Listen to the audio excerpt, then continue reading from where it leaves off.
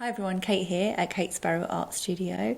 Today I'm going to show you how to sketch out your portrait before you begin your underpainting. Hope you enjoy the video.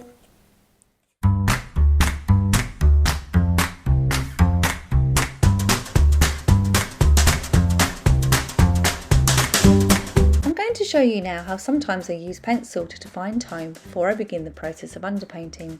This should be a relatively quick process and we're just trying to establish the tonal qualities of the portrait. I always use a colour and black and white photo to help me see tone more easily. Here I'm working from the black and white photo. Let's start by drawing out the basic lines of the face. Look at the face and work out where the light is coming from. Where is it moving across the face?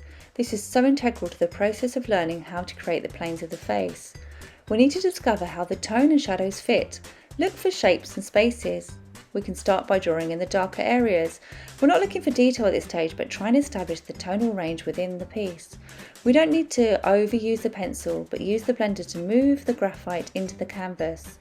Use the blending tool to almost sculpt the shadows in. Through this process, we are learning how to create the illusion of dimension. With the hair, we can see large dark sections, so leave these for when you do your underpainting. Only show the highlights at this stage. Use fixative to fix the drawing in place, or if you don't have any on hand, you can always use hairspray, that will do the trick. Next stage is the underpainting, so we still have time to develop our drawing stage.